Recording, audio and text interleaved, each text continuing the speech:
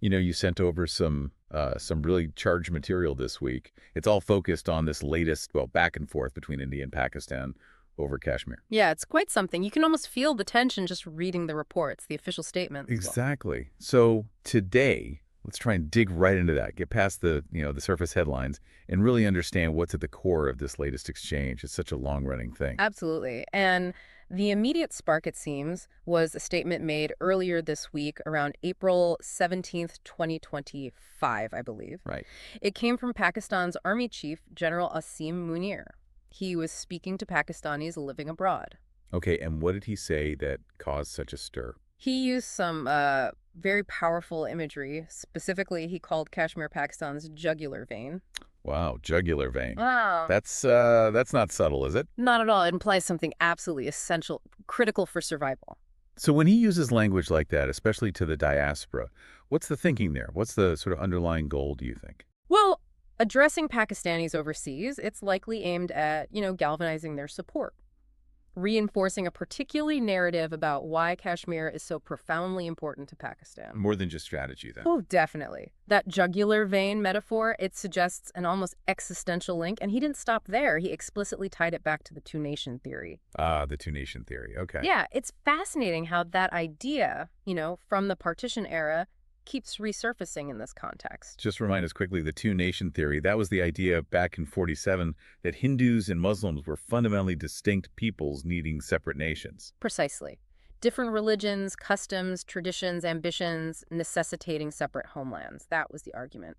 So how does bringing that up connect to Kashmir today, in his view? Well, by invoking it, General Munir is essentially drawing a direct line, an ideological thread, from Pakistan's creation to its ongoing claim on Kashmir. Yeah. The implication is that Kashmir, being Muslim majority, is sort of an inherent and necessary part of Pakistan based on that original premise of religious and cultural identity. So it's about historical justification, identity. Exactly. And he even encouraged the diaspora to act as cultural ambassadors, promoting this idea of Pakistan's, quote, superior ideology and culture. It's a call to identity. Superior ideology, okay.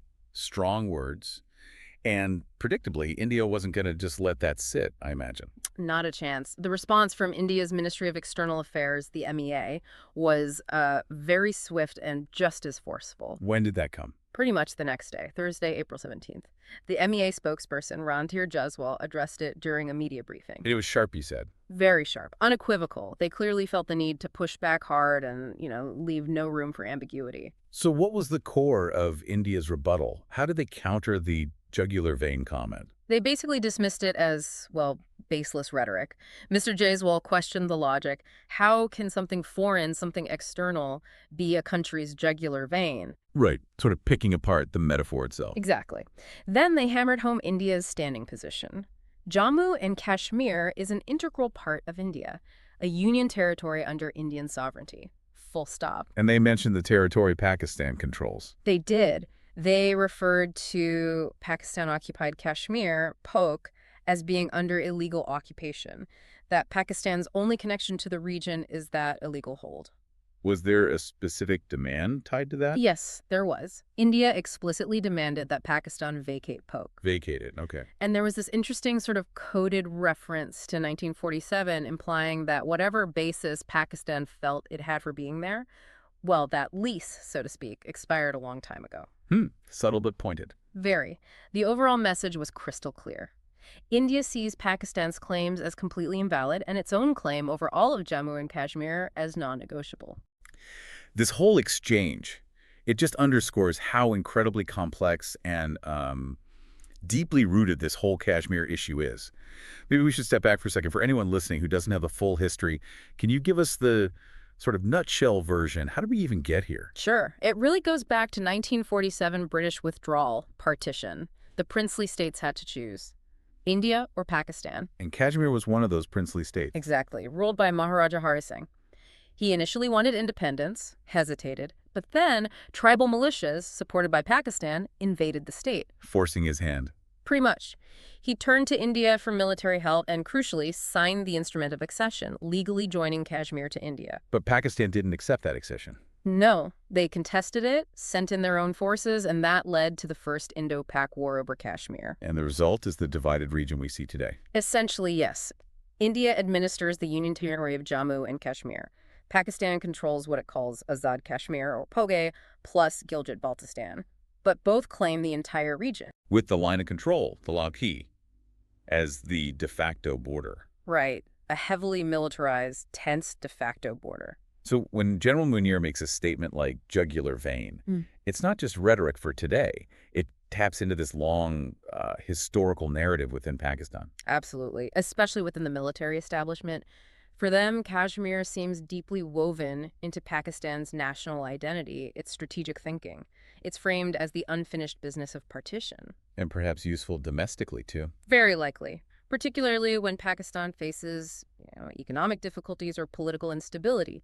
Rallying nationalist sentiment around Kashmir is a common tactic. It creates a sense of common cause. And it also seems like a clear signal that, despite India changing Jammu and Kashmir status back in 2019, Right, removing Article 370, reorganizing the state. despite that, Pakistan's core position hasn't changed one bit. They aren't accepting India's new reality. That's a key takeaway, I think. India's actions in 2019 were significant, but Pakistan continues to contest them fiercely, insisting it's still an international dispute needing resolution. Munir's language confirms that stance remains firm. And we have to remember, this isn't just a bilateral squabble, is it? The implications are much wider. Oh, much wider. The India-Pakistan relationship with Kashmir, often at its heart, is a major global issue. Because both are nuclear powers. Precisely. Both nuclear-armed, with a history of several wars, many linked to Kashmir. Plus, you have the interests of other major global players, China, the U.S. involved in the region too. Adds layers of complexity. Layers and significant risk. Any serious escalation between India and Pakistan could have far-reaching international consequences. So just to kind of wrap our heads around this latest flare-up, we have Pakistan's top general using this really visceral jugular vein language, grounding it in historical ideology. Rallying support, reinforcing the claim. Then we have India's immediate, very sharp rejection, dismissing the claim, questioning the analogy, demanding Pakistan leave POK, and restating India's sovereignty. A very firm, unambiguous rebuttal. All playing out against this decades-long backdrop of division, conflict, and competing historical narratives. It really feels like two sides digging their heels in even further. It does. The perspectives seem almost diametrically opposed, completely irreconcilable, certainly based on this exchange. The language is so strong, so tied to national identity on both sides. Which really leaves you wondering, doesn't it, for everyone listening? Yeah. When you see these entrenched positions, this deep history, the powerful nationalism involved, what possible ways forward could there even be for Kashmir? Yeah, are there any viable paths towards some kind of resolution? Or is this, sadly, just set to continue indefinitely? And we absolutely have to keep in mind the people actually living there, on both sides of the Lagasi, who've been caught in the middle of this for generations, their voices, their experiences. That perspective is crucial, often lost in the high-level rhetoric. Definitely something to think about. This recent exchange, intense as it is really just one snapshot of a huge, complex geopolitical situation. Exactly. It warrants ongoing attention, ongoing critical thinking, because the stakes, regionally and globally, are just so high.